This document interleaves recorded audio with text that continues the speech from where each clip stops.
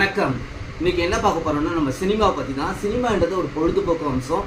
எல்லாருக்கும் ஒரு என்டர்டைன்மெண்ட் கொடுக்கறது வந்து சினிமா தான். ஒரு காலத்துல சினிமா வந்து நிறைய பேர் வாழ்க்கையை மாத்தி இருக்கு. இன்னைக்கும் அந்த சினிமா வந்து ஒரு டாப் பொசிஷன்ல இருக்க ஒரு மீடியா.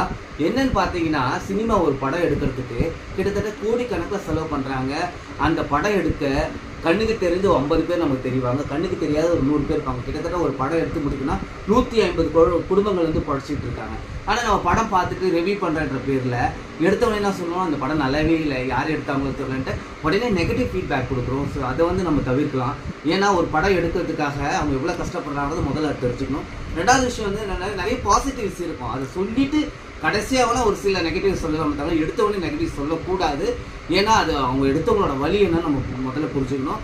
ரெண்டாவது விஷயங்கள் என்ன பார்த்தீங்கன்னா, இப்போ ஃபேமிலியோடு நம்ம எங்கேயுமே போகிறது இல்லை. ஃபேமிலியோடு போகிறதுக்கு இப்போ யாருக்கும் டைமும் இருக்கிறது இல்லை. நம்ம தனித்தனியாக தான் போகிறோம். ஃப்ரெண்ட்ஸ் சர்க்கிளில் போவோம். நான் என்னோடய ஃப்ரெண்டோட போவேன், பசங்க அவங்க ஃப்ரெண்டோட போவாங்கன்ற ஒரு ட்ரெண்டு வந்துடுச்சு இப்போது. ஸோ அதெல்லாம் மாற்றலாம். ஒரு நாள் ஒரு ஃபேமிலியோடு ஜாலியாக சினிமாவுக்கு போயிட்டு வாங்க. எவ்வளோ நம்ம செலவு பண்ணுறோம், படத்துக்காக செலவு பண்ணுறதுல ஒன்றும் குறைஞ்சிட போகிறது இல்லை. ஸோ அதுக்காக டைம் ஸ்பெண்ட் பண்ணுங்கள். இது வந்து எல்லாரும் கடைப்பிடிக்கணும். தேங்க்யூ.